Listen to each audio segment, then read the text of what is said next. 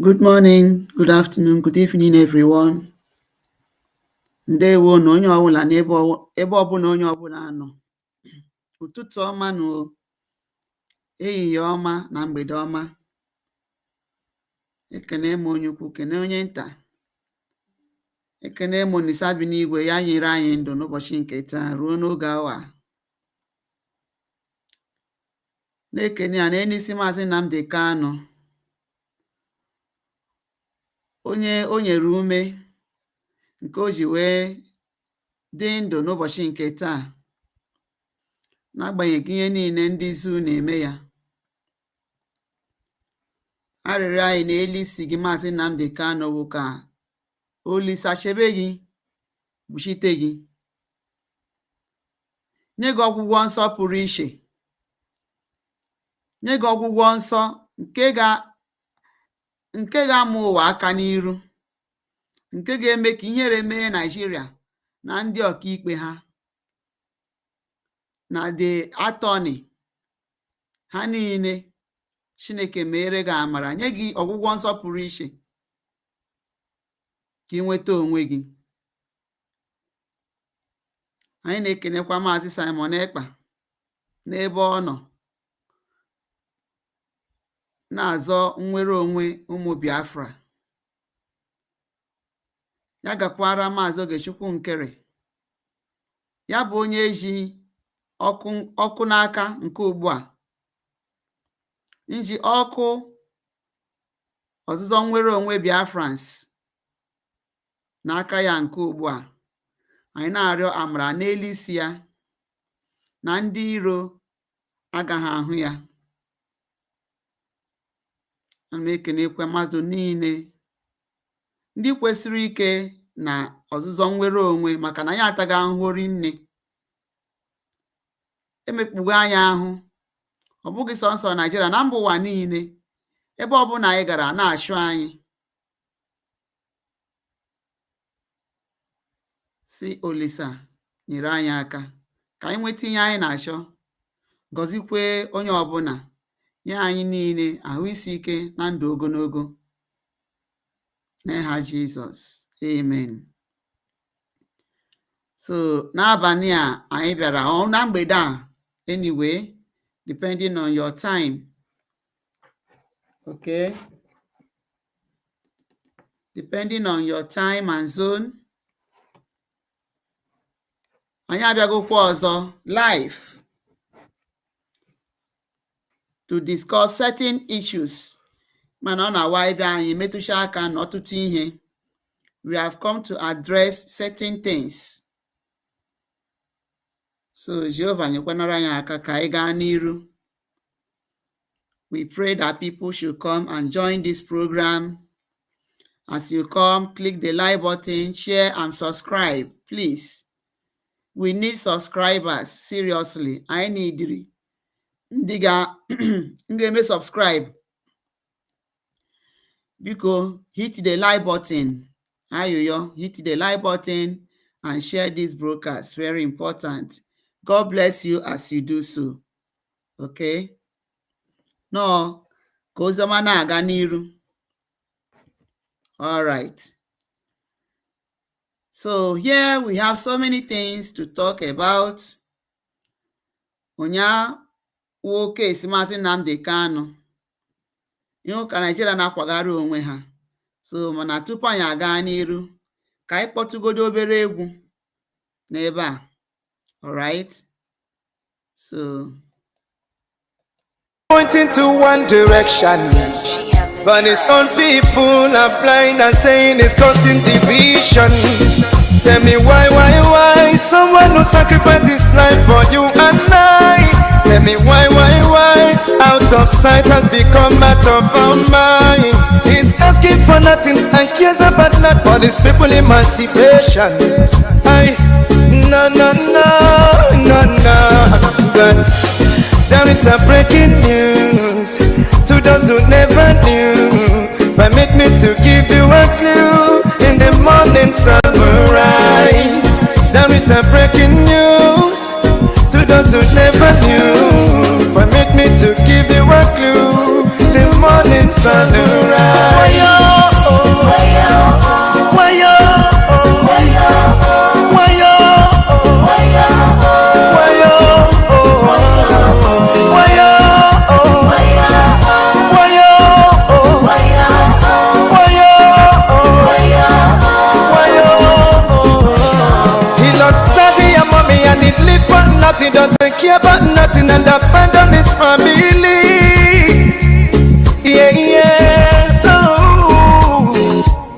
your time and think what he's going through. He doesn't want to give up but to protect you, even when they throw him African choo-choo. Oh no, yeah, yeah. Oh, free up the cannon now.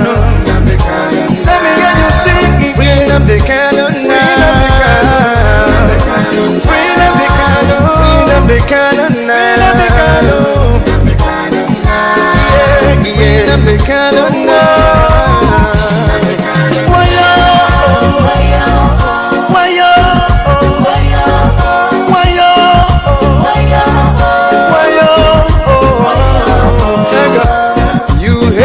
Because of envy, we love him, he's one and only. We follow him because he's ready to die for the freedom of his people. Whatever he said, it's a prophecy. Take it on your living letter, you believe. He's so fanatical and ever ready to die for the freedom of his people. There is a breaking news to those who never knew. Permit me to give you a clue. In the morning sun will rise. There is a breaking news to those who never knew. Permit me to give you a clue. The morning sun will rise. Free up the cannon now. Free up the cannon now. Free up the cannon now. Free up the cannon now. Free up the cannon now. Free up the cannon now. Free up the cannon now. Let me hear you sing. Everybody know my joy be singing. Free up the cannon. Whoa. Free up the cannon. Yeah. Free up the cannon.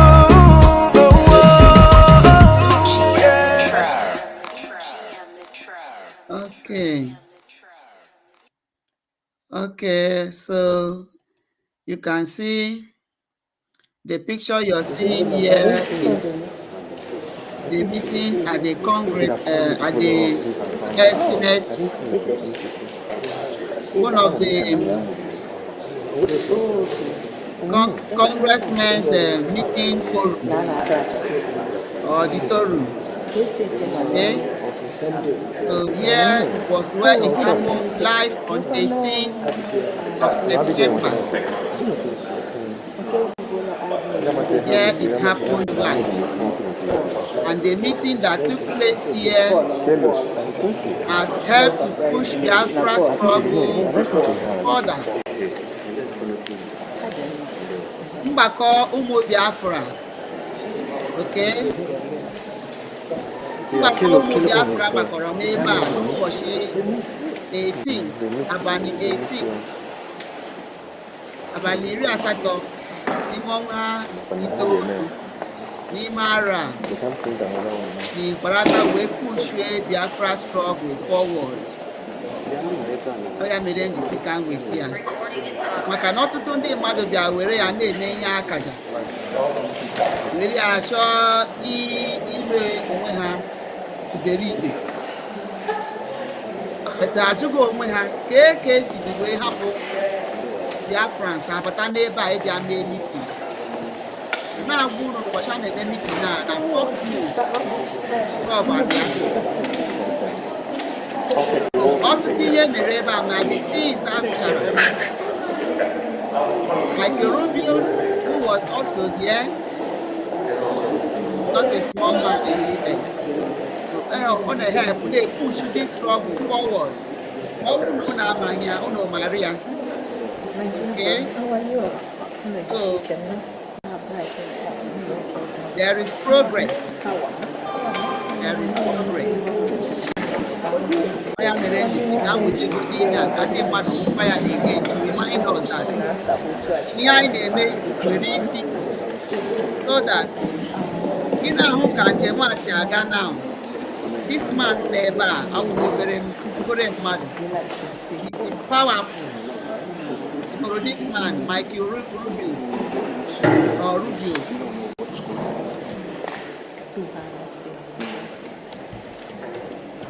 Michael is it Rubio or yeah, Michael Dear Rubio. friends,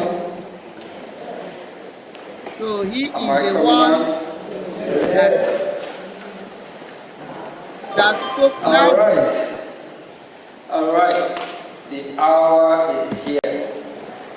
And we all know the reason why we are here today. So We are here for our freedom we know because it's Elias our right. and And Amanda Berry, they are today is doing our first wonderful. congressional They are briefing. doing so great. And we have our And this special man guest helped to here. buttress it. We Biafrans are familiar. So that's Who why he I is. just said, He's let someone me. who advocates for freedom, human rights, and also religious Bring rights. it here. We have our So special guest, we also know that Marco Rubio and in US, the US Marco Rubio, the Secretary of US, has also done a great job for what is happening in Nigeria in favor of Biafrans. And this man here also, Michael Rubin. Thank you very much, Mr. Acting Prime Minister. Michael Rubin is another great man, I don't need, another first of strong all, man in it's US. good to see For BIAFRA him to identify represented himself so well in Washington. with the US, with Biafrans, is a great achievement. You think it is easy to drag these people if what we are doing is not vote?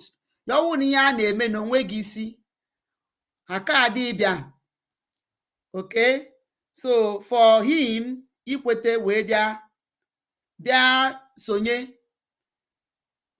Maazị Oge Nkere wee dọrọ ya dọrọ ndị ọzọ. Chineke gọzie the Brigi government. All right, so we have listened to this. In DC. Unlike in Nigeria and unlike in Finland, we're not going to arrest dissidents. So have you heard it? You heard what he said. Let's hear him again. We Biafrans are familiar with who he is. He's someone who advocates for freedom, human rights, and also religious rights. We have our special guest, Marco Rubio. And Rubio is Senior Fellow, American Enterprise Institute. Thank you, Marco.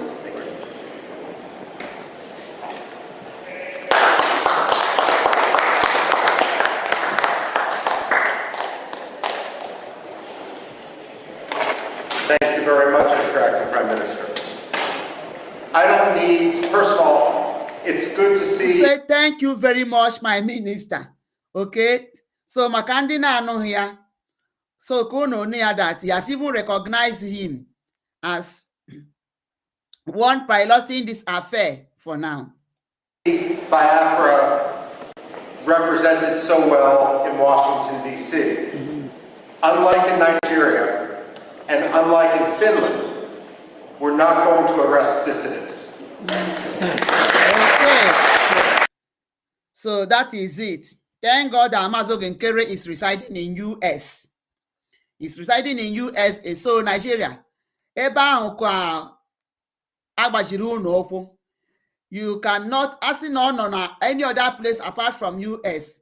Or ya wụ na ọgwụ Donald Trump nọ n'ọchịchị, ha kara ịchọgụ ụzọ ha ga-agakwa gaa tọrọ ya. Mana ekene dịrị Chineke nna n'ebe Maazị Ogechukwu Nkere nọwụ na USA. All right. So that is it. That is it. So this one,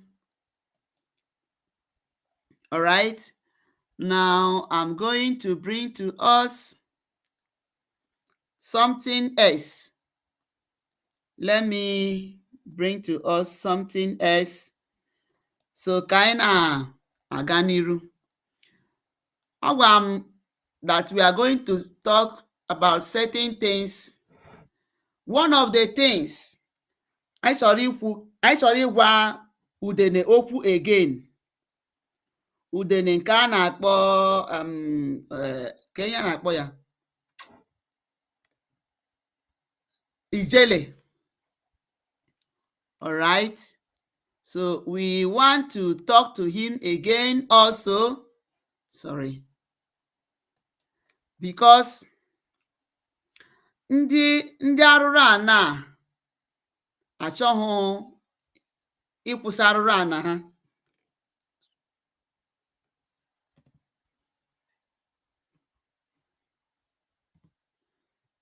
They don't want to stop their evil they are committing against Biafrans. All right, excuse me, let me see how I can add this. This is, just give me a minute, all right? Okay. Wait, yeah. So before this, we want to talk about Udele and his evil acts.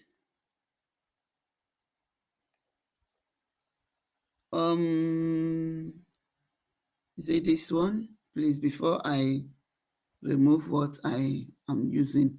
Okay, so I don't want to continue this because we have seen it. We know about this before. All right. So, Udele na recent video ome. Okay. So, we are warning that Udele nke a na-akpọ ijele. Anyị na-eshinye aka na ntị. O nwere anything mere Angel Makeup, Brigadier Angel Makeup, na Commander Gentle, na all these our gallant men, in fact all the commanders. O nwere anything mere any commander recently, aka Udele na Jovika dị na ya. Udele ọ nọ na Abuja ọ naghị erute ana Biafra. Udele ọ naghị erute ana Biafra, so that people will begin to hunt him. Ka ebido shọwa ya, ka ebido nke ugbu a shọwa Udele.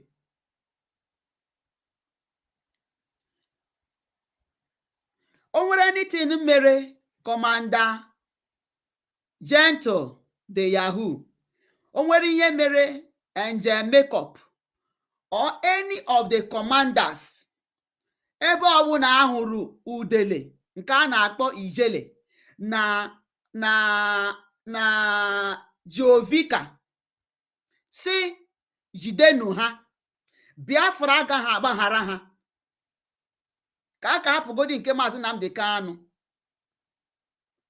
because nọmba nkịtị ka ha na-aba. So Udele na Jovika ha, they have two groups. According to Udele, o mere the video. I don't want to bring that video here to as an evidence of what I'm saying. I got show that video, watch ya.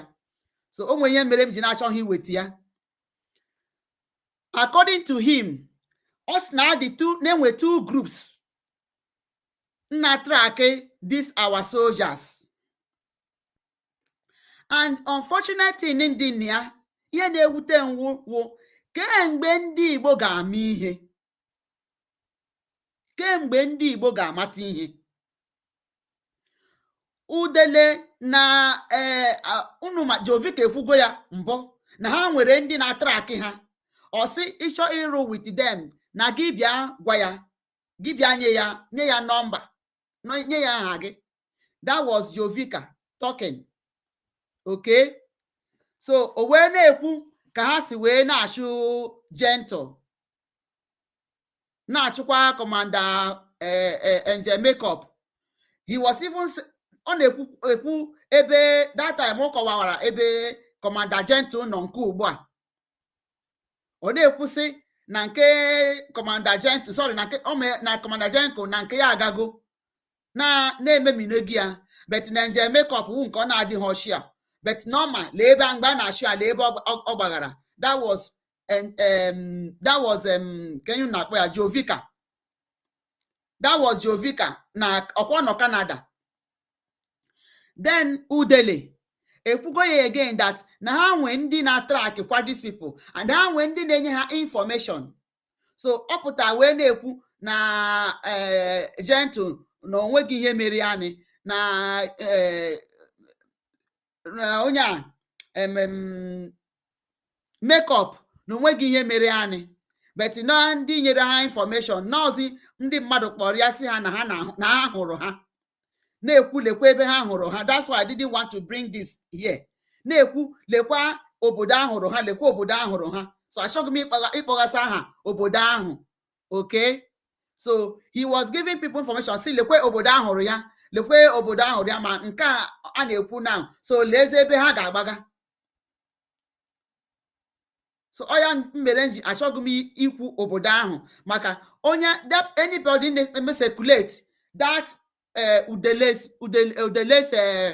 broadcast, that is video. Onye na-eme ya circulate kwụsị ime ya circulate.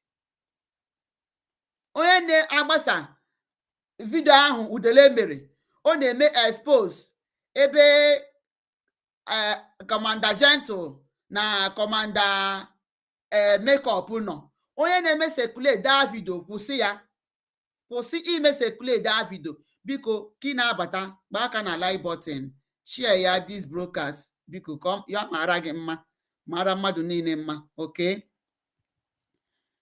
that is a warning that anything mere these people, ndị a ihe ọbụla si ha n'ahụ, ihe ọbụla si ha n'ahụ agaghị afụta ụzọ, agaghị afụta, ha ga-anụ ụda ya.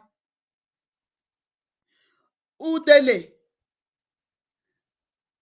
si na ka na-ekwukwa ndị ọbụla hụrụ ha, nye ha information. Ndị ọbụla hụrụ ha n'ebe niile ọ kpọgasịrị ha, nye ha information. N'onwe ndị na-akpọ ya na-asị na ha na-atụ egwu. So egwu gịnị ka ha na-atụ? Udele si all this, in fact, all the commanders, biko unu be very careful, dinunu very careful. Welcome divine Biafra divine, God bless you for joining. Thank you. Good afternoon, my dear, or good evening from my side. Please, onye ọbụla who a commander in Biafra struggle, be very careful with the people you are working. Asị na ike nkwụsha abụghị ụjọ. Ike nkwụsha abụghị ụjọ. So do not trust anybody. Maka Udele sị na ndị gwara ya anyị na the person gwaziri ya sị ya that the n'ihe tried to eliminate Gentle, that it did not work well. Okay? Na mgbani ha gbani iwepụ ndụ Gentle no ọwa ọkụcha ahụ. So si lekwe ebe ọ nọ, n'onwe ndị hụrụ ya n'ebe dị ụta, n'ebe dị ụta. So na-asị ndị ahụ, onye ọbụla hụrụ ya anyị na ya bịa nye ya information, unu ma na a ga-etinyere ya ego, unu ma na ha tinyere ya ego. So ụmụ Biafra na-eweta ịma onye Udele ewu notice wee ha etie Maazị Nnamdi Kanu, wee kpọọ Maazị Nnamdi Kanu asị. Udele kpọrọ Maazị Nnamdi Kanu asị. Unu nụrụ ihe o kwuru na ya ga-eji aka ya wee gbagbuo Maazị Nnamdi Kanu, ma sị duga ya na National Hospital Abuja. Unu nụrụ ya. So Udele sị onye ọbụla, all these boys no as Biafran soldiers, or say that as you're working with them, that ụjọ atụ na gị, ọ na-akpọ ha that gị aka ruo gị with any command, onye opportunity ị nwetere na gị gba onye ahụ si gị gba the commander, ma ọ sị na o mere odeshi na gị gba ya n'isi na ọ ga-aba ya n'ahụ. So ọ bụrụ na ha mere odeshi, gịnị mere ha kwatube Tiger Base? Ọkwa Tiger Base ahụ edowere ha ji na-ememina ụmụ Biafra, ụmụ Igbo agbụghọ ma ndị a we saw it and playing in the video ebe a, and the voice onye na-eme confess ndị ha jidere, ma ndị a si weta 200,000 naira ma ga-eweta gị that 200,000 egbuo gị, gịnị ka a ga-eme? Eme harvest organ gị. So udele onye ndị na-arụ ndị ọbụla nọ with the Biafran Liberation Army, nne gị udele ntị, be warned. Kpachara na anya unu, hapụ ikwe ka ekwensu banye n'ime gị, ka ime ihe ị ga-akwa ngakwa amara, ka ị hapụ ime ihe ị ga-akwa ngakwa amara, maka na ntaramahụhụ ga-adị gị. O nwere ike isi n'eziokwu na ime gị ihe a gwara gị gaa nara ego, ma n'ikpeazụ ntaramahụhụ ga-adịrị gị. Kpachara na anya unu. Na-agwakwa all our liberation soldiers, be very careful. Be very careful with even ndị gị na ha so arụkọ ọrụ. Be very careful. Kpachara na anya maka ndị gbara gị okirikiri. Ihe ọbụla ị na-eri, be very careful. Ebe ọbụla ị na-azọpụ ụkwụ, be very careful. Atụkwasịkwa na onye ọbụla obi, tụkwasị onwe gị obi. Ọ bụghị ka ịtụ onye ọbụla ụjọ. Ihe a ji ekwu ihe awụ na-asị na ike nkwụsị abụghị ụjọ. From ihe Ijele kwuru, eziokwu mmadụ ga-asị hapụ Ijele na ọ na-akọ ya eri na onweghị ihe o nwere ike ime. But unu ma nọ ndị mmadụ ka ha na-eyi uzu. Udele himself enweghị ike ịkọ any of the Biafran soldiers mbọ, onweghị ike ya. Mana ha ga-eji ndị na-arụ with them. Ị ga-emezi na imagine ebe ọ sị na ha otu ha si chọọ inweta ha. So nke bute ụzọ ka ọ sị na nke bute ụzọ na ọ gaghị ekwu authoritatively, but normal na onwe ka o si wee dịrị ya. N'onwe ka o si wee dịrị bute ụzọ. So and unu ma na Ngozi echọghị iji anya hụ bute ụzọ. So onye ndị iro gbara gburugburu na-eche ndị ya eche.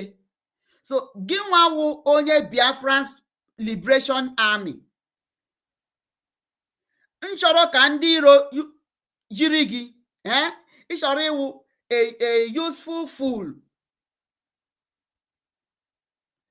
a useful fool in their hands against what you have believed on,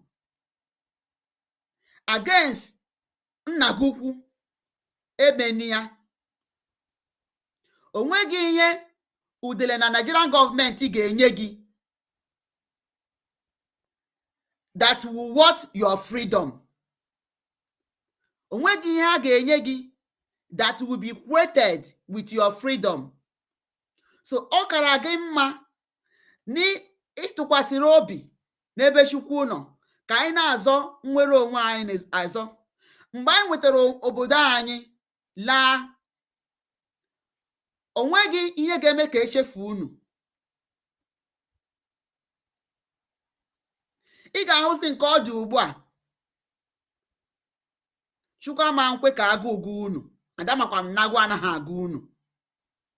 Ọ ya mere anyị na-akpọkwanụ ụmụ Biafra nsị, biko n'unu bịa kwado this struggle, because no agụ ụgwọ ha chọọ ego, ha hụ ego a ga-eji wee gote ihe a ga-eri.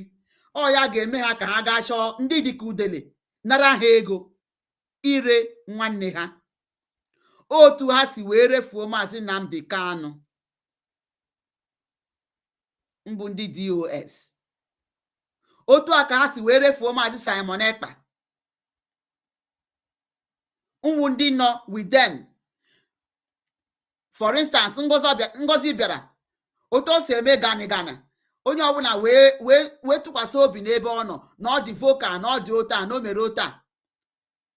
Gịnị mechara mee? Ọkwa ya ka anyị nọ n'ime ya. And that brings me into another topic of the picture nọ n'ebe a. Of the picture nọ n'ebe a. M ga-eplay ya, mplay ya nkwuo uche onye adịghị njọ. Ihe a m kwuru, m wetara Ngozi bụ ịbata n'ebe a maka onye ọbụla tụkwasịrị obi n'ebe Ngozi nọ, maka na Ngozi ya na PM adịka.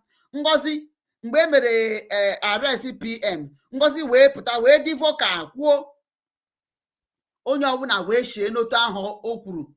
Nọ ịma na akpa obi dị agụgọ. Obi dị agụgọ. Onweghị onye ma ihe Ngozi bi n'obi, doo na a na-ahụtụkwa ya. Okay? But least would people believe otu o si pụta wee bịa dị vocal kwuo okwu na otu ya na Maazị Simon Ekpa si wee dị. All that glitters is not gold. All that glitters is not gold. Ọ bụghị ihe niile na-egbu maramara nwere ihe na-egbu maramara n'ime ya.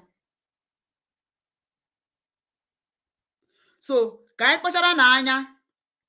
Let us not be too quick. Let us play this video, then I will make my own opinion. Ekwugo m nke ụwa zuru ike, ndị ọzọ nwechara different opinion ha, but I said my own. So let us hear this. Where is it? Okay. When you want to start, you tell us. Hello, everybody. Today is the 8th of October. I'm here with one of the some of the members of the legal team. So, we just emerged from the closure of proceedings in the case of Nnamdi Kanu for today. The story is not going to be too long, it's very short. The prosecution made a motion, an application to adjourn this matter because the Nigerian Medical Association did not file the report that the court mandated it to file on the last adjourned date. And that report, the kernel of that report is actually to advise the court whether Nnamdi Kanu is fit for trial, for continuation of trial, and whether he deserves to be transferred to a hospital, i.e. the National Hospital. So that report was not in, so for that reason the prosecution made a motion, an application to adjourn the matter to another date, and the judge granted the application and adjourned the matter to 16th October. So on the issue of medical counsel, yesterday medical counsel sat on the issue that has to do with Professor Aj, and when I got the information, I went to that place because I've written a petition against the DSSS doctor, the one that never examined Maazị Nnamdi Kanu, and wrote a report. That was a couple of years ago, and nothing happened. Then I also wrote another one against the doctor that never examined Nnamdi Kanu, but had the audacity to depose 37 paragraph affidavit, countering the report of Professor Aj. But surprisingly, they left to my own petition and they created another issue. I went there, confronted them with it, so they succeeded in intimidating me and harassing me with a petition against me at the FPDC. But that one is a different ballgame altogether. Now to the President, Mr. President, the President of the Federal Republic of Nigeria, please, as a matter of urgency, direct Attorney General to discontinue this funny charge. This charge is embarrassing Nigeria the more, and the more they keep on applying for adjournment. I know that they must have advised you, telling you that they don't have a case. I am saying. So in order to protect the integrity of Nigeria, please allow them to discontinue this particular charge, and so that Maazị Nnamdi Kanu will continue with his agitation. Address all those issues that gave rise to the agitation. Everything will calm down. Anything short of that, if Nnamdi Kanu is released, he's expected to continue with the agitation. That is the naked truth. There's no going back. And all those people that are dancing around you, praising you, they are deceiving you. They are making your government unpopular. We are the people that are helping your government, telling you the truth. Attorney General will not tell you the truth, of course. No, don't touch me. Attorney General will not tell you the truth, and then another person will not. We are the people that will tell you the truth. They don't have a case against Mazen Nnamdi. Of course, you know that had it been that Nnamdi is from the north or from the southwest, he will not be here today. They are doing him because he's from Igbo. Nobody should touch me. Allow me to express myself. It's my right. So Nnamdi is suffering this thing because he's an Igbo. He's from southeast. Those of you that are in the House of Assembly, Senate, bench warmers, will watch what is going on. At the appropriate time, we will tell you people that yes, the masses are watching you. Thanks and have a nice day. Yes. But we are saying that if they like, the government of the day should apply for record of proceeding so that they will realize the frivolity of the charges and the evidence already before the court. There is no reason for this prosecution. All the decisions of the court ought to be reviewed so that they will know the frivolity of what is happening before the court. Thank you. Well, thank you very much, all lovers of freedom. Please take a listening to what I'm saying. Nigeria is a country we all love and we want to love. But we cannot love this country unless this country begins to do equity, begins to do justice, and begins to do fair play and fairness to every citizen of the country. Chief Chukwuemeka Odumegwu went into the Biafra civil war because of injustice. Now, Ralph Wazulike went into agitation for Biafra because of injustice. Today, Nnamdi Kanu is fighting the same injustice. And let me tell us, even if Nnamdi Kanu today stops today, there will be 10,000 other Nnamdi Kanu out there willing to take up the fight. And I must tell us that even my own children know that we are first of all Biafrans before we are Nigerians. Nobody can take that from us. We are first of all Biafrans before we are Nigerian. Just like you are Odudua before you are, or Yoruba before you are Nigerian. Just like you are Arewa before you are Nigerian. Nobody can take our identity away from us. So let Nigeria know this and know this. They should not manipulate the reports, because we have already had the reports before they came, and when they examined Mazen Nnamdi, they even detected more inmates that even the previous doctor could not even see. So that when they are writing their report, they should not manipulate it, because we already had the report before even the actual report they are going to bring. Okay, so we have heard everything here. We've heard everybody's opinion. I am not here to support anybody nor to castigate anybody, but I am just speaking here my mind. They have all well spoken. Hey Fugo, ihe ha kwesịrị ikwu. Ejimako ekwuo na nke ya. Maswell Okpara wee kwuo nke ya. The other lawyer wee kwuo. But before then, ebee ka the sans nọ? Ma Akanu Agabi na Onyigene Onyekwere or something. They are not here. It happened like that in the last court appearance. Ahụghị ha. Nke akwa ahụkwaghị ha. So ebee ka ha nọ? Emeela ha ihe mere Mike Ezekome. Unu ma na Mike Ezekome pụtakwara ọkụ. Ha wee kpọọ ya oku.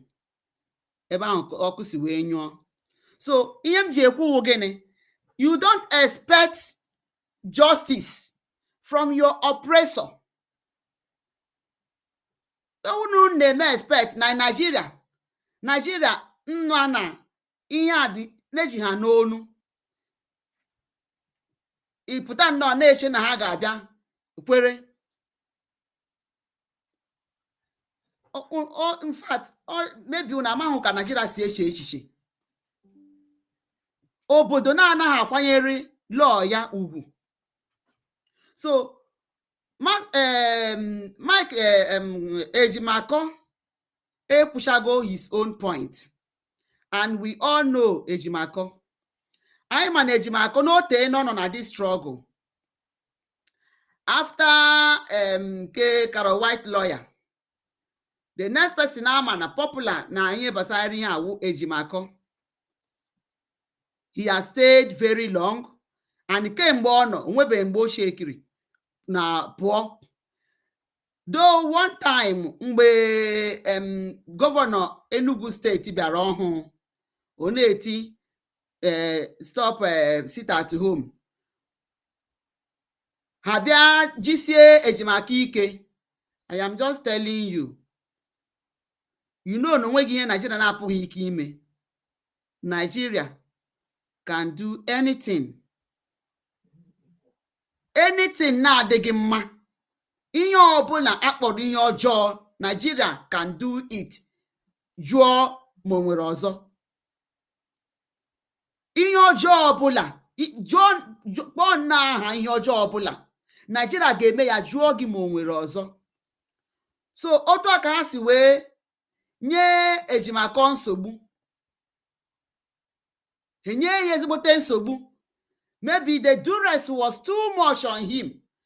Before then, unu ma na o nwere mgbe a gbara ụlọ ejimaka ọkụ because of this case. Ọ dị nkọ after the first winning or so. But ama m na o nwere mgbe they were after ejimaka. They were after him. Even Maazị Simon Ekpa dịka mekwere broadcast within that period about that. Okay? So, ejimaka wee nyacha that incident maka kwụsịkwa ike. Maka kwụsịkwa ike. Alright? So, tiruo nke ugbu a. Now, ama m ihe mere o ji wee na-eti Maxwell aka. Maxwell has also been vocal ka o bido just recently. I like his swag. I like him ka o si wee dị vocal. But ọtụtụ ndị mmadụ na-ewe iwe n'ihe mere eni, mana nna sikwa na onye ọbụla jụrụ chee echiche ugboro ịbụọ. Chee echiche ma chekwa tupu ị na-ewe iwe ọ tupu ị na-eme condemn.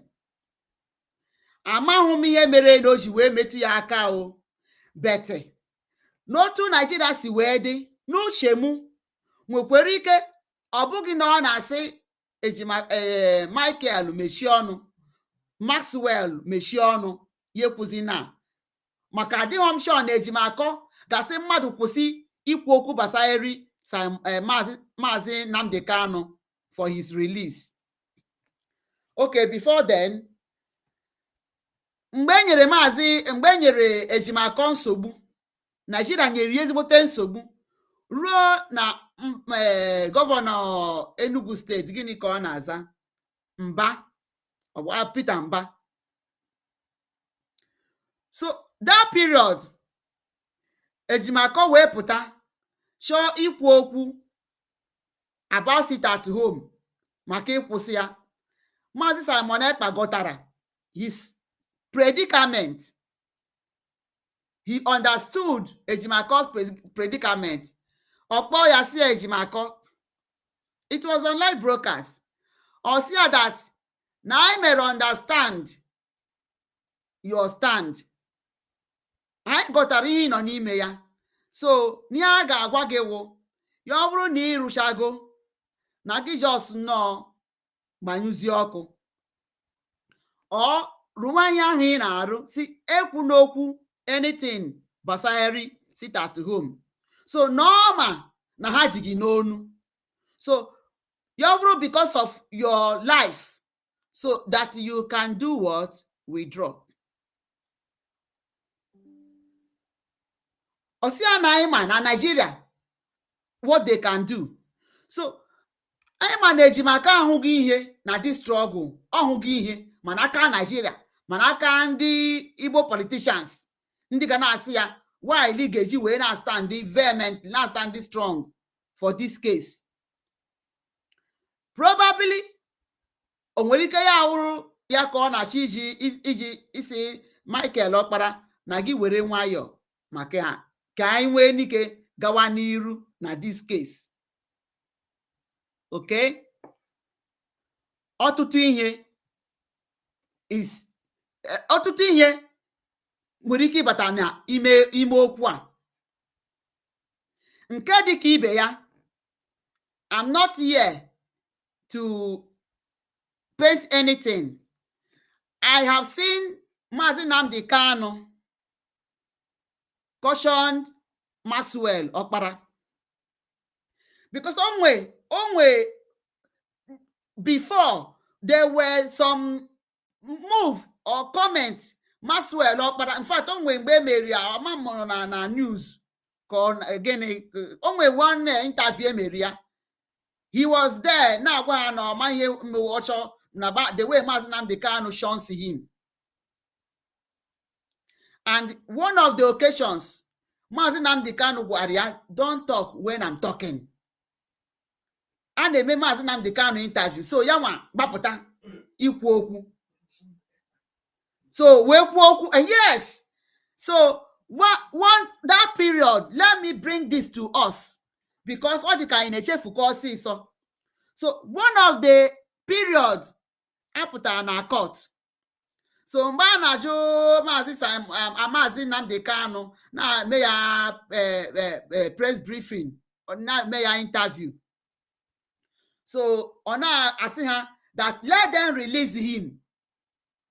There will be peace in Southeast. No ma ihe na-eme na Southeast. No nwee ndị ji nji anyị na-anara ego. So at that process, Maxwell Okpara pụta dị ikwu okwu Maazị Simon Ekpa. Ịma na Benjamin Madububu, where every time ọ na-ajụ, what did Onyendu say about Simon Ekpa? What did Onyendu say about Simon Ekpa? So that period, Maxwell Okpara, where na say, what about Simon Ekpa? So Ejimako, this Ejimako, we tie ya aka. Ejimako tapped him, kuno mara, so that Mandi na bara Ejimako, Mandi na bara na ekuya, so that you will reason very well. Think of what happened in this struggle about Ngozi Alima to Fulani. I'm not accusing anybody. So, Mbawo may mention, what about Simon Ekpa? Mba na-ekwu insecurity on how to calm it. Ejimako tapo ya. So, Mazi Nnamdi Kanu wee mee ntịkọ n'ọnụ ihe o kwuru. Alright? Mazi Nnamdi Kanu mee ntịkọ n'ọnụ ihe o kwuru. He did as if he didn't hear him. Then, after that, okwukwe ọzọ, because another sitting, another court sitting, he intervened again, or he interrupted Mazi Nnamdi Kanu. Mazi Nnamdi Kanu wee bari abasia, you don't, Mazi Nnamdi Kanu tiriaka. Mazi Nnamdi tiriaka na shoulder, tapped him. You don't talk when I'm talking. Unu manuko Onyendu si ekwu. Unu manuko Onyendu si ekwu. So, wee gbapu. Mere one time a na-eme ya interview. He complained about Mazi Nnamdi Kanu in the air. About my Rise TV, the young. He complained. So, nkaya na emota. Uno mana na John even the sound no. All these sounds that were vocal. Ebe kahano. Nigeria pashigo ha. You can't expect. Don't expect freedom from justice from these people. Nigeria na-eme arụrụ ana dị iche iche, mpụ dị iche iche. Okay? So, ka ihe a na-eme Maxwell kwusha. Why will he heighten it? Don't touch me while I'm talking. There is something. So, you na-eme ka unu ma mgbe before now, direct on the post, put away na say keme Maxwell Okpara the legal gene or legal council, keme ya legal council or Ejiofor na-ekwu ka akpọghachi Ejiofor kpọghachi Ezekome mee either Ejiofor or Maxwell Okpara legal council. That one come no way. I made a broadcast about it. We cancel lawyer so that let us reason well and think about tomorrow. Makanaya hogi yerinne. Anya hogi anakande DOS. Anya hogi anakangozi. Okay? So, made that, yeah, I came and I made a broadcast countering that move. So, gini na-emekwa now? Onwego onye ga-ahụ ebe ya bụrụ na o tiri aka, nobody, I don't know. Onwego onye hụrụ ebe o tiri aka. So, ya bụrụ na o tiri aka, me, I don't know. Gini onwe ga-agaghị ekwukwanụ na ihụrụ ebe o tiri aka. And somebody said, yeah, about 2 voices kwuru, nobody is touching you. I heard the voices. So Ejimako also said, another person also said it. Nobody is touching you. All right? So you want to gain popularity. Eh? I want you to be vocal. Yes, you are vocal. But or to bring somebody down, refrain from it. And then abara Ejimakomba. Unu chechiche. Ya wụrụ na ihe maybe imegide ihe a, then abịa sị ka wepụ Ejimako emezie Maxwell Okpara the lead counsel, chekwa maka tomorrow. Ọgwụkwa na onye na-ekwu taa, unu mara ka Ejiofor na ọpụta ikwu okwu, ọ na-abababababababa ebe ka Ejiofor nọ now. Ejiofor pụta na ọbabababa Nigeria dị okwu ebe ka ọ nọ now. So ọkwa ka unu mara. Okay? Maxwell Okpara gara mere travel o mere, which I condemned. Oga travel when even our APM condemned that the speech o make in that. I saw that video. So unu dịkwa very careful. Biafran saa n'anya na mmiri. Don't condemn so quick. Don't be easily carried away with what somebody is saying. Oto ka ngosi puta we ba ebe ka ọ dị now.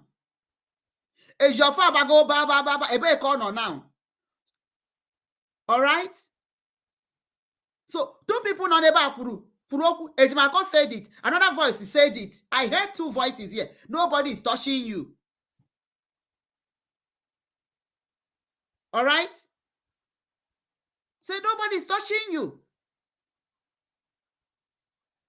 Meanwhile, ọbụghọ na nke a na-ekwu okwu. And no man, onye ọbụla nwere tune oji aba mba nke ya. All right? So we should be very, very careful. Let us think well before we condemn and before we hail. Happen on the legal council. Let them do what they are doing. Because all we know, Nigeria Ejimako has won the case about 2 or 3 times.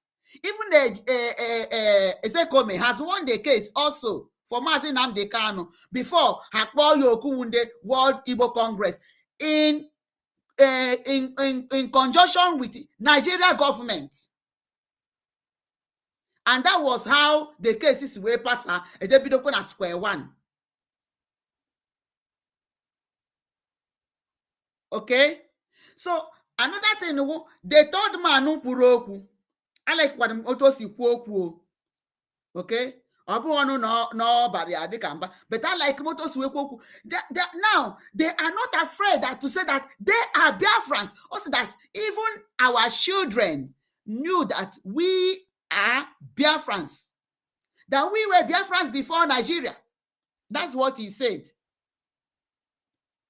Okay? So, but when I'm saying that, let that man, the third man, be a challenge to every man in Biafraland, every Igbo man. Because like this.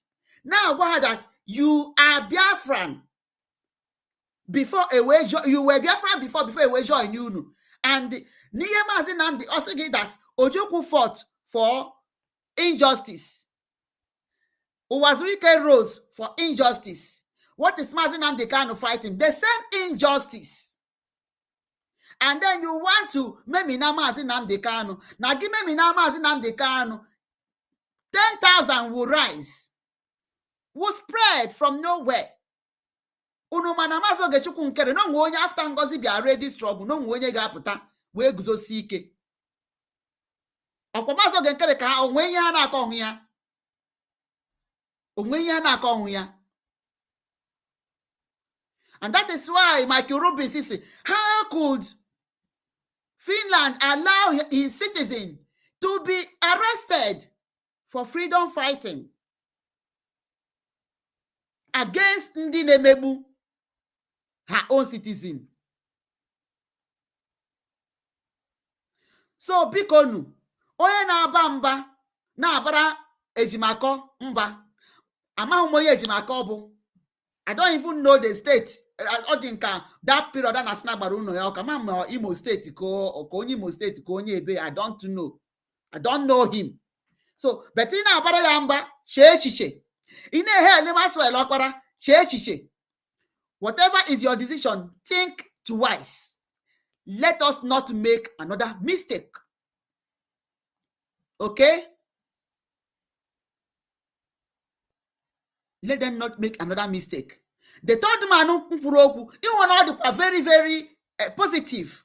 Ejimako also is positive.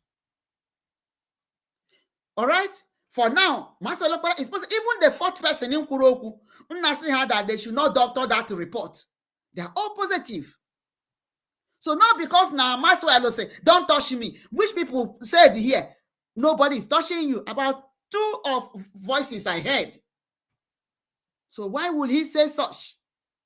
Direct on the post is propagating him and the Ejiofor. So what is happening? What is really happening? Biko Nunu, we should be more, let us have discernment spirit. Can we have discernment spirit? Let us not be carried out by emotion. Let us not be moved by what we see outward. Anya ahụgo ya mbụ, hụ ya nke ịbụọ, hụ ya nke ịtọ. Onye ma na Chomoke ha na Bryson ha na ha ga-eme ihe ha mere. So we should be very careful with what. Let us not be carried out by outward emotion. Yes, charisma is good. If you have that charisma, it is good. But let us not be carried away by that. Okay? Oh God. So that is the warning to all of us.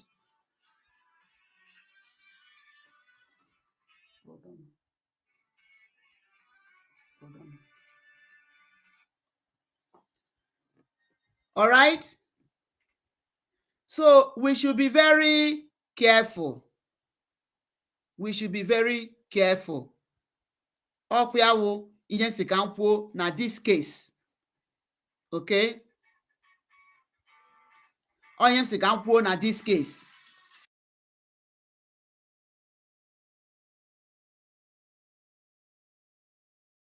So whatever thing we are doing, let us be very careful. Let us be very careful. Of the truth, we need to reason very well before jumping into conclusion, okay, into condemning the lawyers. There are complexities surrounding, yes, okay. So you should not be carried away. Nigeria is working tooth and nail to frustrate the lawyers. So how many they are using their wisdom?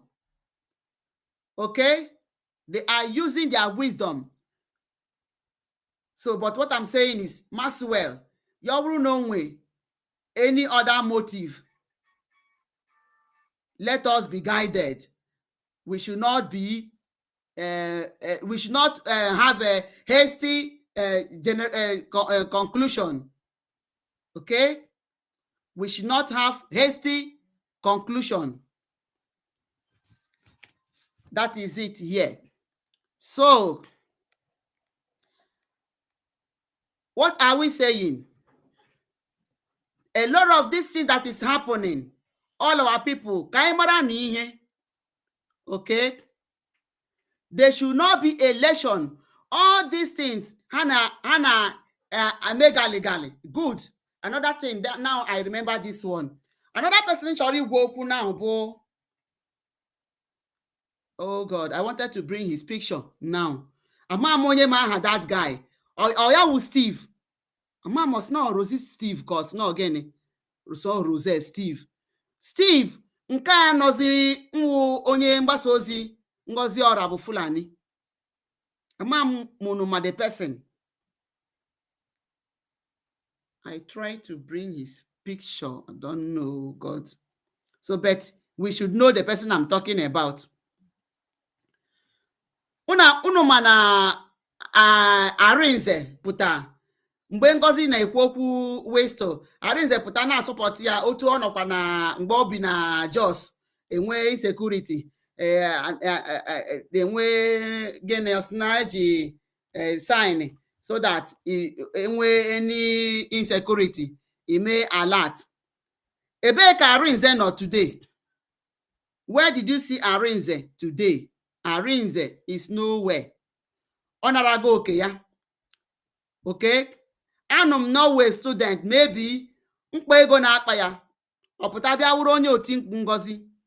O tigidego wee nweta ihe ọ chọrọ wee lakpuo. Okay? Ugo 247. Ọkwụnụ ma mgbe o bu ya n'isi. Wee buru ya n'isi. To the stand, no odupụtara Gentle to come and swear. Wee kwụcha otu esi wee gbuo nwanne Gentle wee send the area picture. Ka o bucha ya n'isi, ebee ka ọ nọ now? Ọkwa ọkwa anyụgo. Ada ndị Osho. Mgbe o butere ya n'isi buru na-asị ndị all the soldiers no even ka ha nwasị na anata ahụ na ya na onwe ya natakwa ahụ na ndụ ha niile dị on the stake. You know, ka onye niile ọ kọrọ. Ada ndị Osho ka eleni ya now. Olele no now. Dorothy, a lot of them that has been with this woman that stood on Bobidoro now there is light because of Otosia our APM was saying that Isika Agama lizard. Okay. So when Dorothy came with a long episode, long letter, narrating about the insecurity of the ID card, her name, and the advice, because she was in charge of that department. And you know they hijack the ID card stuff. So Dorothy on a US, we put out with long episode explaining the reason for her resignation from Ngozi's camp. Diana also resigned. So the same Aggie also resigned. Okay? I think Aggie resigned before Dorothy. So Dorothy was the recent one that happened, explained about the insecurity, the exposure of the ID card they are making. Okay? So Dorothy explained how they forged Indiana Nemempo. Why I have to bring the picture of this guy here? Because God is in easy now. God is in easy. Okay, how can I see this picture now? Which video do I see it? To bring him up. This guy, how can I call Steve TV? He's on a video often and on. Okay. Our brother Magnetive TV ne post the recent one on her. So Dorothy exposed Ngozi how they forge PM signature. Onye no in confinement. He got forge signature ya. signature ya of ihe ka eji wee na-eme ya accuse. And every time this guy pụta o buru na Simon Ekpa n'isi as if that is supporting Simon Ekpa. O buru Mazi Nnamdi Kanu si as if he's supporting Mazi Nnamdi Kanu, though he confessed in the recent video that before he was against Mazi Nnamdi Kanu. He was accusing Mazi Nnamdi Kanu. No, ugbu a ka ọ matara that what Mazi Nnamdi Kanu was saying is true.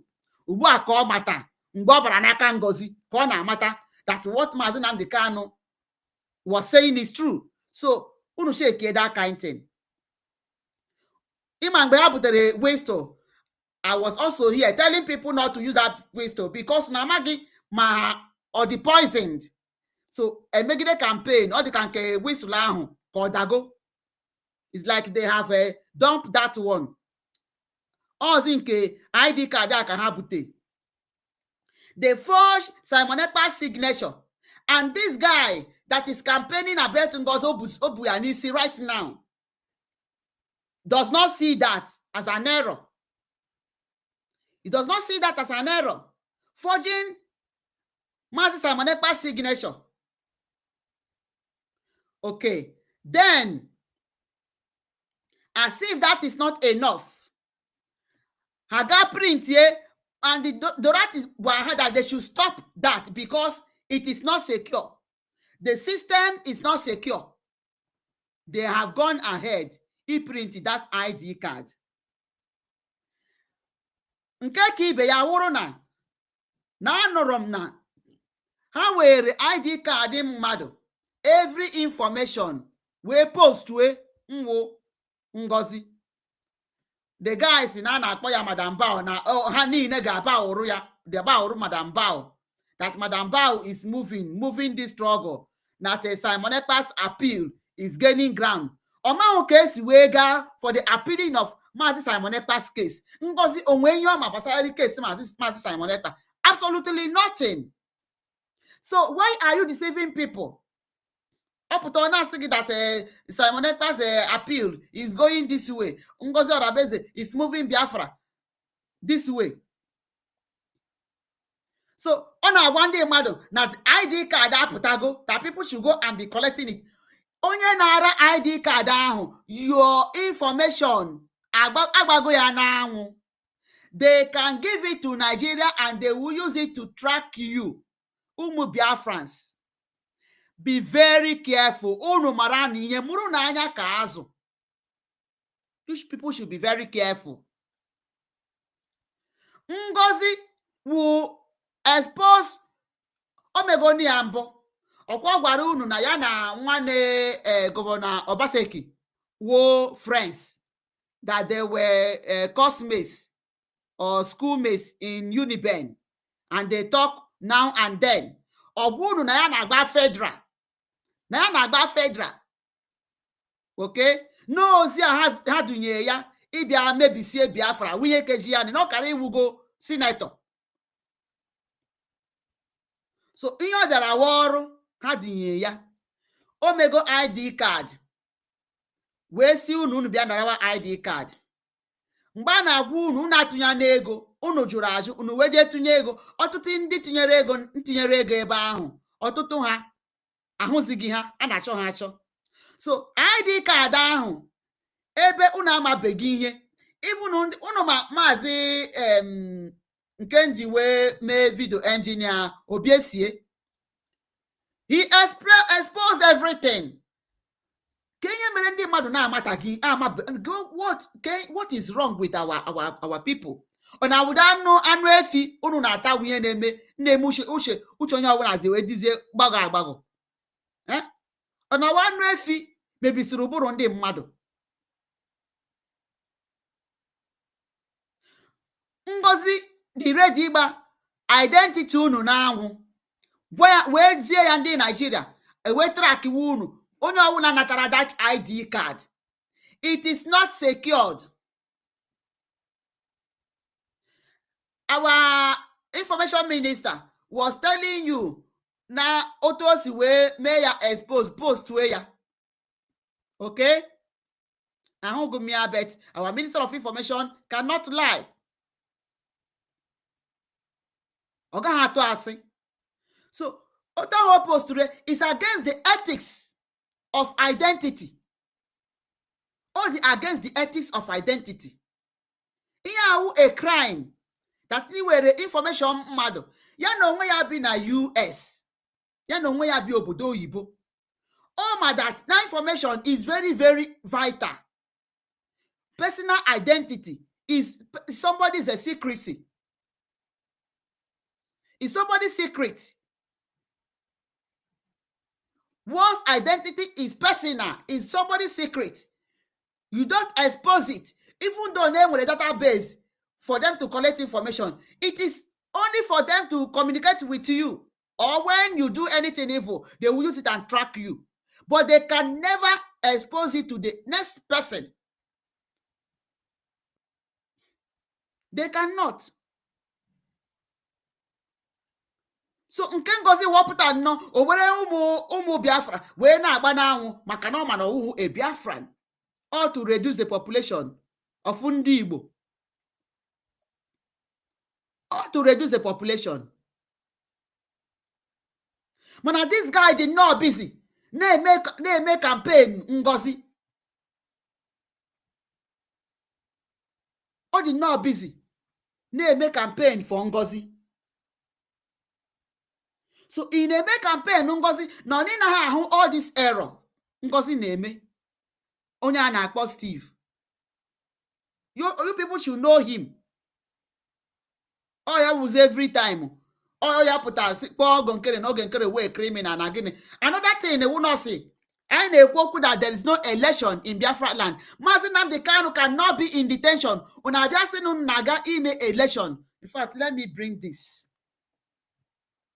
Let me bring this before I forget it. You know, a ga-eme unu ihe ugboro one unu wee mara ihe.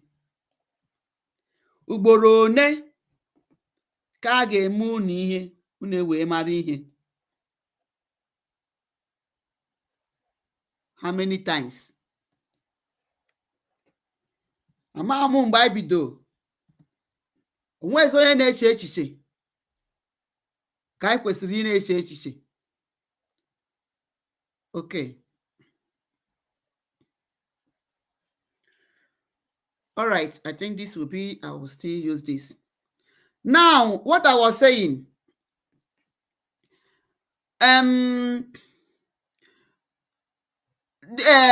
Kenya na-akpọ ya.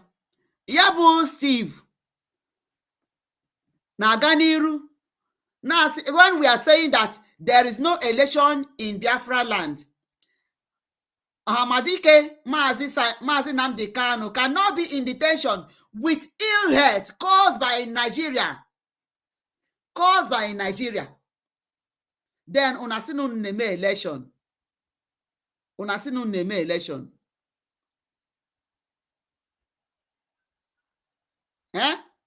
So a na-ekwu okwu total lockdown, that they should be locked down in Anambra because Anambra na-akwado ime election on the 8th. So ọ dị nka na this lockdown ga-ebido 6, 7, 8. Total lockdown. Ka anyị gwa ha that nọ mmadụ ka eji ebe ahụ and na ahụ adịghị ya. Ọ bụ na a ga-azụrụ ya na Kenya.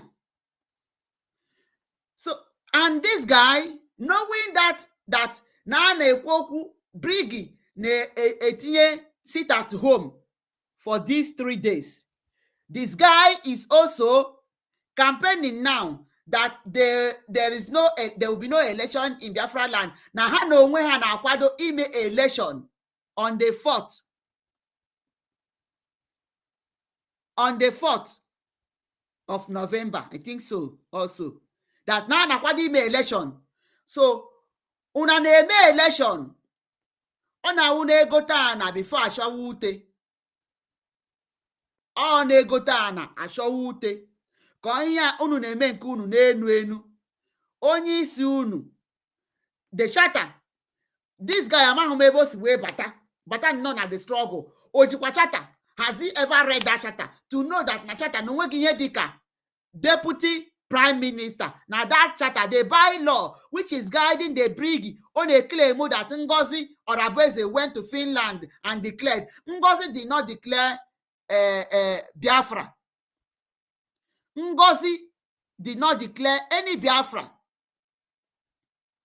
Biafra was redeclared by Biafrans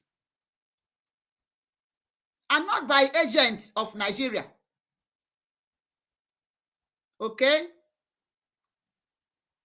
So, Osino DPN unu shatter that Mazi Simon Ekpa in Akpunonu Mbowuna does not have any position for deputy prime minister. Steve Koginiki Inaza, he does not have it. Ngozi na deputy prime minister, Osino assistant head of state, cause my COS or Yamama. There is no position for that. Ono na Georgia, Weburu head of state unu. Una gesho ime election na de facto land. When na wambu wani no na give election, ihe na agwa umu Biafra in horror. They are endangering your life. If you go for that, their election has na give on the 4th. Your name is sorry. Ahage was sorry. You got that? Yeah, all right in ebe to sensitize our people. Igwa ogom na uru. Please share this broadcast. Inaga ahage gabu sorry. Ma iga itu election ahụ USB charger by Ngozi Alimatu na Steve neme campaign for. Your name will be sorry. Ahagi gabu sorry. Me guy to election ahụ as na get to on the 4th. How would they come to be announcing that Nana give election on the 4th? It is not supposed to be so because Biafra has not been reinstalled. It was only redeclared. Inya merewu redeclaration and it has not been reinstalled. Or reinstall land we ejiwe na to defend the land. Me defend the land before you be able to stand. How can you be a nation on top of a nation?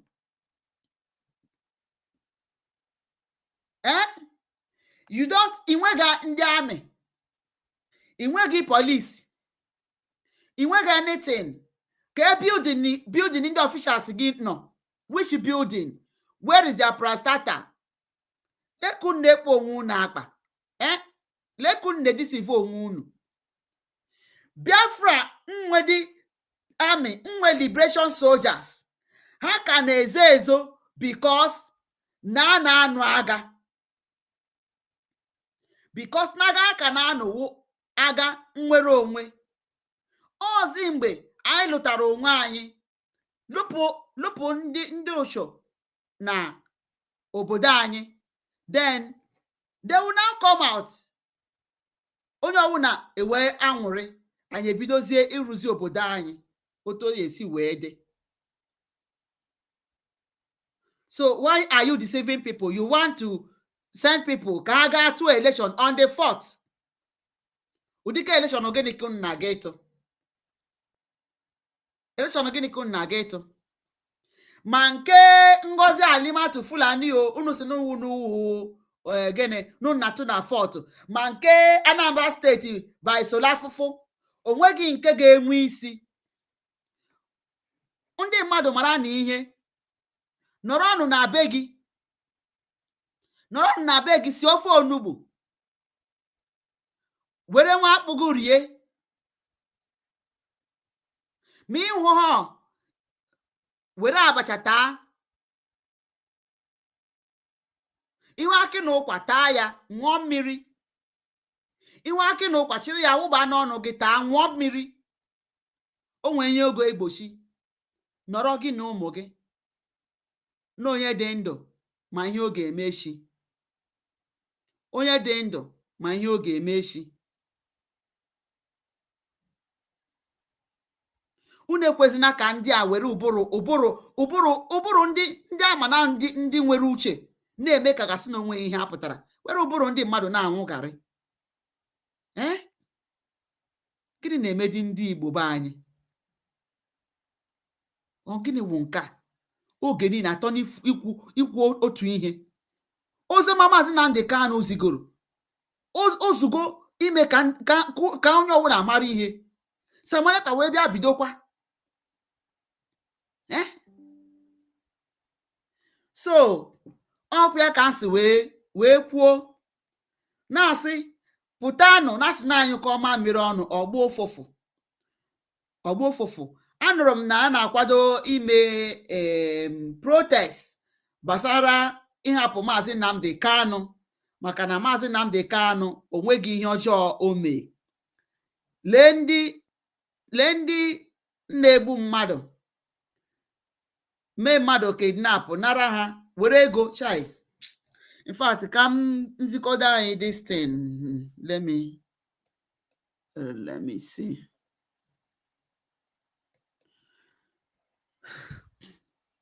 Oh, say this. Okay, I'll come back to this. No. What is she on?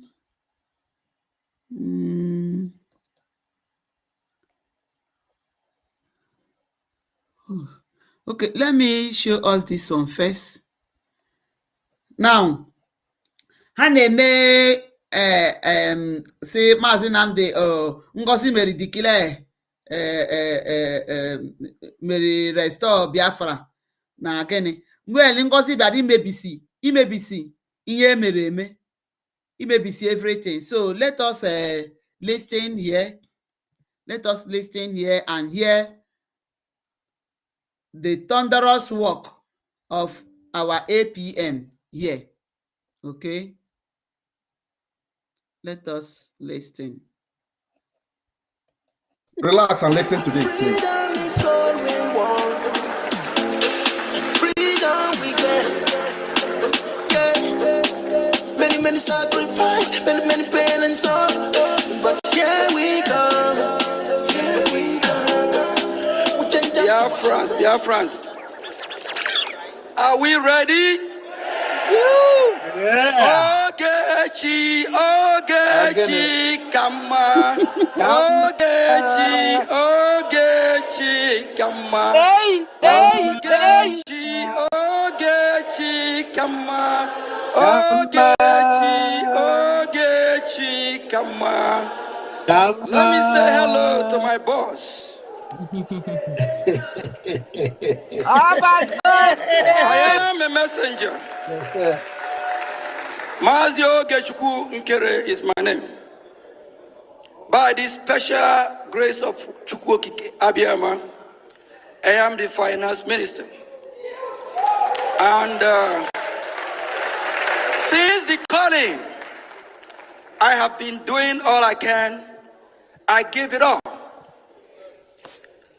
Whenever anything is going wrong, I face it. And our leader, Maazị Nnamdi Kanu, said, when mad, crazy people like him join the struggle, what will happen? Our leader, Maazị Nnamdi Kanu, once more said, when mad people join the struggle, what will happen?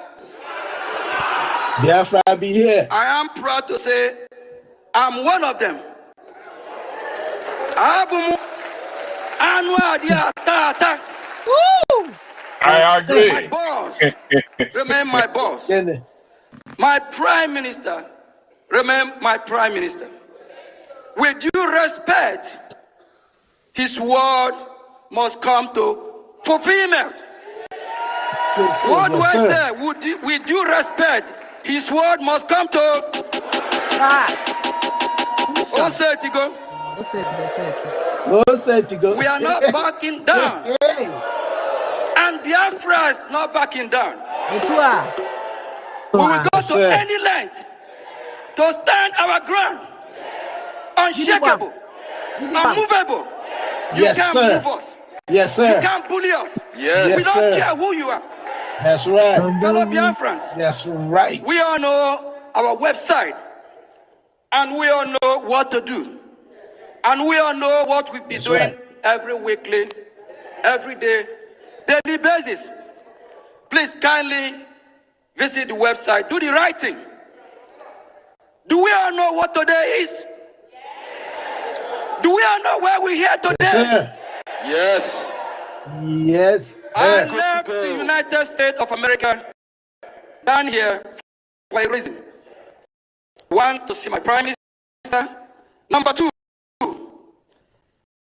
to make sure that his prophecy, his day, come to what? What do I say? Come to my boss, my Prime Minister.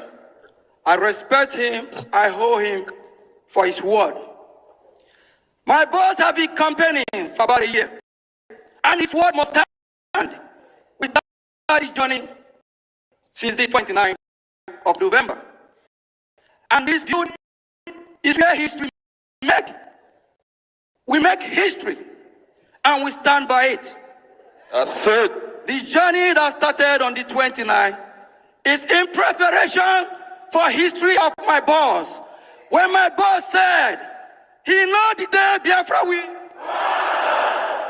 My boss said, he know the day Biafra will. Come. And what is the day?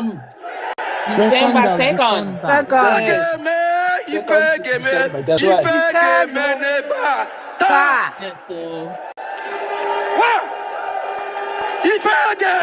2nd.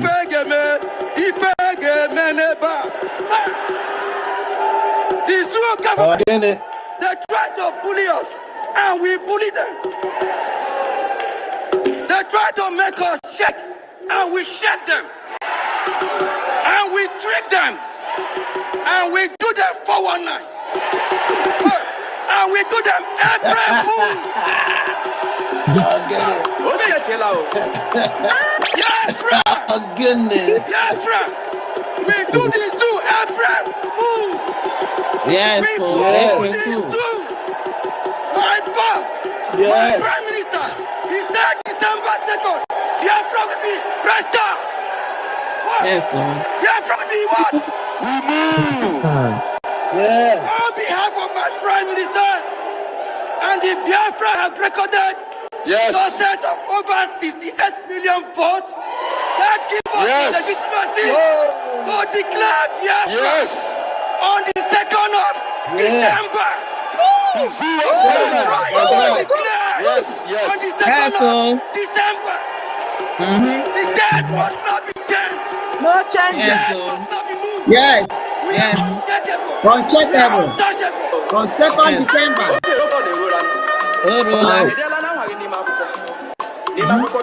When mad people like me join this struggle, Biafra will come. Yes. You can shake us. You can bully us. December 2nd, mark your calendar. That is the day of Gam. Sina Biafra Gabia. If you want it, all the mandate for over a year, my boss put the date and said, Mas Yogi, that date is not movable, it's not shakeable. On the 29th, we start the redeclaration process. We read everything necessary. We prepare for this day. Today, December the 2nd, mark your calendar. Biafra is restored. And please, when you sign your name, only the signature, United States, UN, not going to validate it. Put your name, sign, and date. I have been to the United States Congress. I have met with the Speaker of the House, Mike Johnson. And I told Mike Johnson, the number 3 ranking in the world, I said, Mike, I'm going to Finland. We Biafrans are going to Finland to declare Biafra on December the 2nd. What do you think if I go to Washington tomorrow and tell them the date change? We are not movable. December the 2nd, Biafra is here restored. That's Yes. right. Otua Tony. Don't say it to go. Ose tego. Edere ya n'akwụkwọ. Ogene. Yes, so.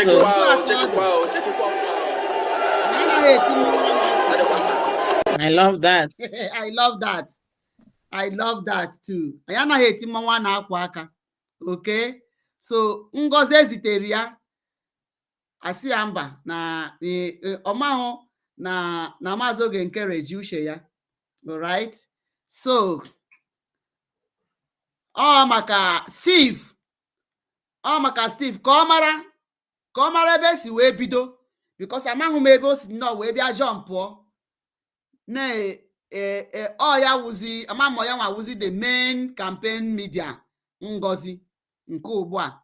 So hapụ ịrara ụmụ Biafra gaa tinye n'aka ọnwụ n'aka ndị iro si na ha na nna gị mee election on the 4th. Iwe na-agwa ya mbụ wani na-agwa Nigeria na nna gị mee election on the 4th, so that on that 4th abịazie shebiri unu nkwara nke wee chichi unu ka pụtara na nke ID card na-agwa ha ga-anara ID card unu gbagoro ndị mmadụ n'anwụ.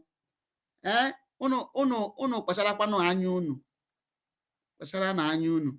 Then let me show us this also. Let me show us this. Think is this one. Is it this? 9. No. Let me see. Okay. All right.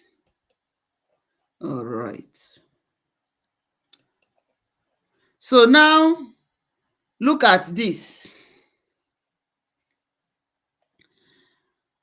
So for the campaign, as na ime for the release of Maazị Nnamdi Kanu, so I don't really know ma ha ebido gị ya ma na aka na-aga ibido ya. I don't know. So but look at this. Nwaanyị nji wee weta ihe awụ ka ịhụ ọtụtụ look at how populated Biafrans are. Ihe agwụbe ndị awụnụ ndị nọ na this area okay. So but ihe na-ewute ndị wụ that onye posturu ihe awụ onye Yoruba, I think so, onye ofe mmanụ posturu ihe a. But are you surprised that, or what baffled me wuna ndị Igbo nnaza anyway sha most of them are ndị Igbo ndị Fulani kwa ndị nnaza aha ndị Igbo. Ụfọdụ ha na-asụ Igbo, ụfọdụ wụ ndị amụrụ n'ala Igbo, ụfọdụ wụ ndị na-ede aha ndị Igbo na-abịa eme ka a na-akpụrụ ndị Igbo n'ọnụ. Ụfọdụ ndị Igbo anyị kakwa njọ because anyị na-ahụ ya ọkwụdele ka nke kwuchara okwu ya, ọkwa Jofika ka nke kwuchara okwu ya. What of Ikenga Oruagụ, what of Ikenga Oruagụ, what of Benjamin Madububu ha, what of a lot of them. Ọtụtụ ha juru eju na ndị governors. Okay, anyị nwụchi efulefu ebe niile. Ndị DOS ha ka nkụ. So but na ndị mmadụ pụtara na onye posturu this thing, ihe o posturu wo if all this population, because ile ihe anya o juru anya, or see if all this population are fighting for Biafra genuinely in their heart, from their heart, so that Biafra should be let go. Okay? The person post through this thing na ex handle ya Oloron. I think Oloron ka ọ na-aza. Or see that you na all these people, all this population na-erugari ka mmiri n'ebe a, that all of them want Biafra. from their heart. Why keeping them? That you should let them go. But when the gara na handle ya, we gana type rubbish, na-eme ya abuse. Why oje bịa ekwu okwu Biafra ya je form Biafra Oduduwa nation ya ga form Oduduwa nation ya na ha na ha aga anywhere. You see how madness everywhere. Yeah? Ihu nnọọ ka ndị mmadụ si ayị ara. Ị na-ajụ gịnị ka nke ụdị ka mmiri ndị mmadụ nwụrụ. Ọ na-awa anụ efi unu na-ata na-emere ụbụrụ achịkọsịghị ọnụ. Look at the crowd. The crowd of ndị sobu Maazị Nnamdi Kanu in this struggle. Just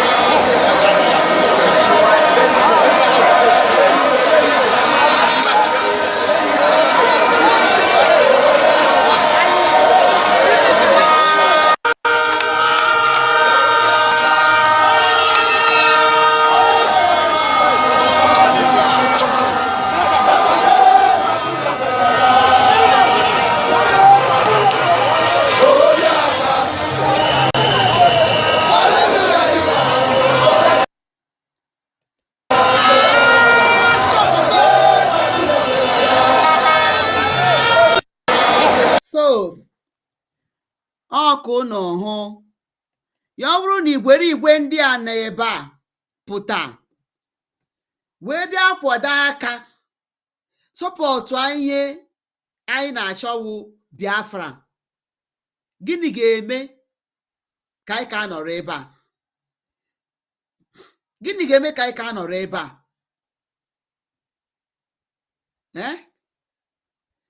Ya ọ bụrụ na unu sọpọtụrụ hapụ ị na-eme sabotage the liberation soldiers, maka na ọtụtụ wụ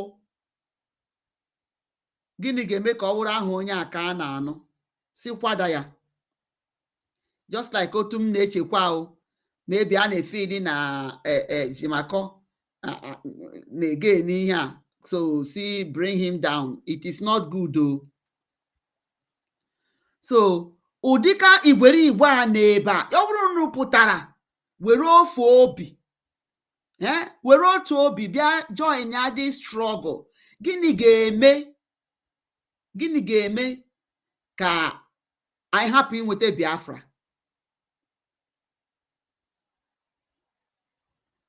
Ya ọ bụrụ na onye ọbụla pụta wee na-ekwu okwu na-abara Naijiria mba, hapụ ịsabotaji dị struggle, hapụ ịsabotaji ndị military anyị, wee mee ha na-agbazi maka ọsọ ndụ ha, maka na onye dị ndụ lụrụ ọgụ echi.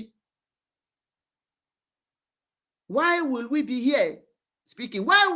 Gịnị ga-eme ka Nigeria hapụ ịtụ anyị ụjọ? Ọ maka na ọ na-awụ nnọọ eme ha n'ihe ndị ọha na eze apụta bịa sị we are not with them, we are not supporting them. You have already made yourself vulnerable n'aka onye iro gị. O ya mere ha ji unu nwawu ndị politician wee na-atachi ngọm, were unu na-atachi ngọm, ha tacha agbụfuo pịa, onweghị ihe ịpụta. So the next message one of the lawyers yesterday passed out to Nigerian government If you think that you can hold Mazi Nnamdi Kanu down, that thousands of people will still emerge fighting for the same Biafra. Look at population. N'agbanyeghị ihe niile unu gbugoro egbu, still imeriti Biafrans ka ruo taa.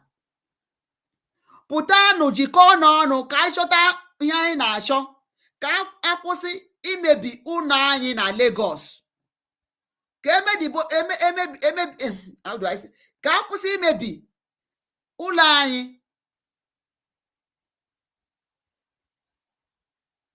ka emebidobe property anyị na Lagos, ọba ahịa anyị na Lagos, na Abuja, na mpaghara ebe dị iche iche na Nigeria. Let us come and build our home. Support Brigi, support Biafra struggle. Support Brigi through Mazi Ogechukwu Nkere. That is what I have to say. All right. So here I have tried in this broadcast. I have overstayed. I know I came on usual period.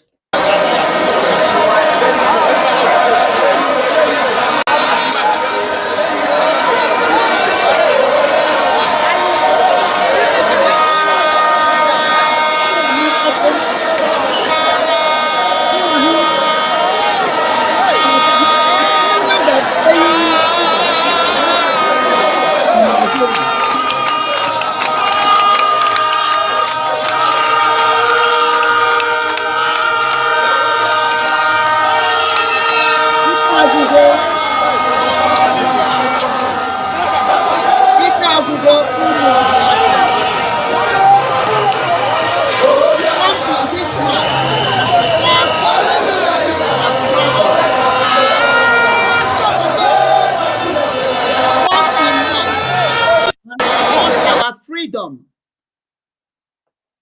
Ka anyị nwere onwe anyị.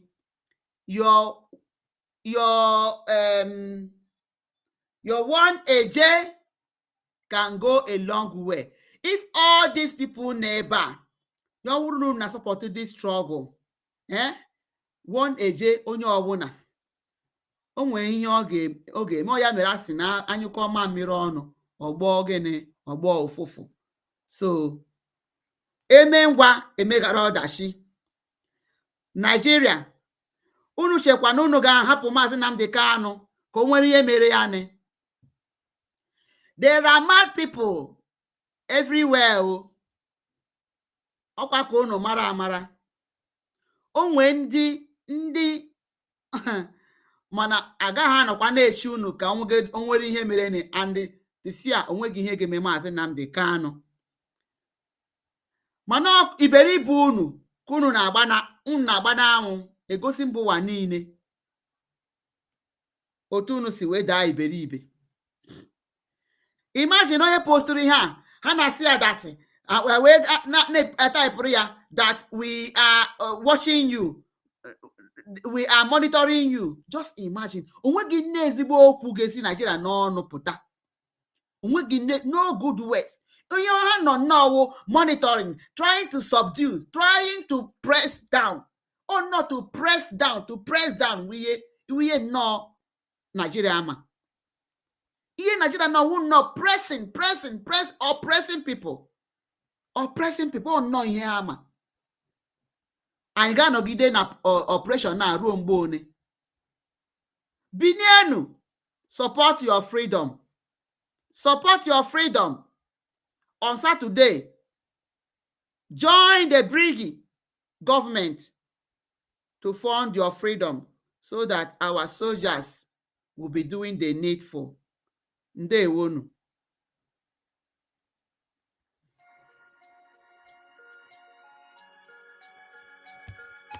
Biafra is only asked for. Every night and day he's shouting and pointing to one direction. But his own people are blind and saying it's causing division. Tell me why? Someone who sacrificed his life for you and I. Tell me why? Out of sight has become out of our mind. He's asking for nothing and cares about not for these people emancipation. No. But there is a breaking news to those who never knew. But make me to give you a clue. In the morning sun will rise. There is a breaking news to those who never knew. But make me to give you a clue. The morning sun will rise.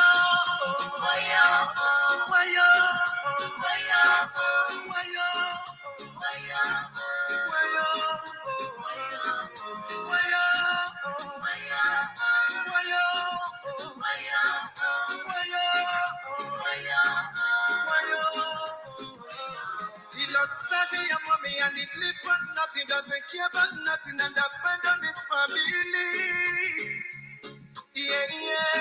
Oh. Take your time and think what he's going through. He doesn't want to give up but to protect you. Even when they throw him African juju. Oh no, bring up the cannon now. Let me hear you sing. Bring up the cannon now. Bring up the cannon now.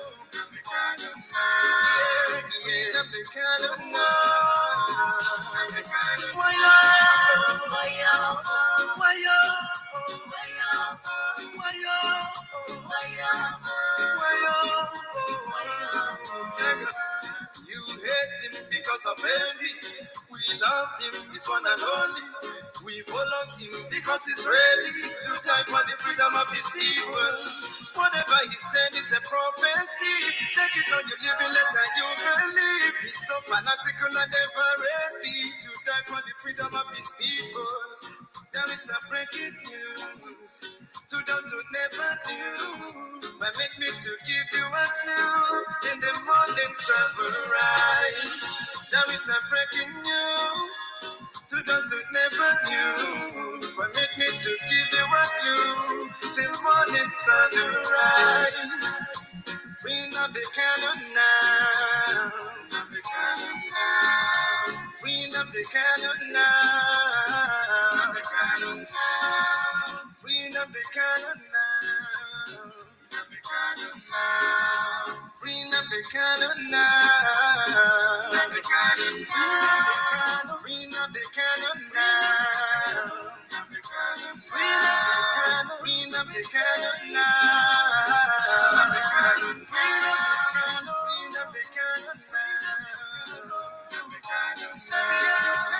Everybody know my joy is singing. Bring up the candle, yeah. Bring up the candle. Thank you, everyone. Thank you, lovers of freedom. Thank you for being with me as we have done it together. God bless you. Ya mara onye ọbụla na mma. Ya mara anyị niile na mma. Free Maazị Nnamdi Kanu. Free Maazị Simon Ekpa. And kudos to our BLA. Kudos to APM. And kudos to Genu Biafrans. Ndewonu. Bye for now.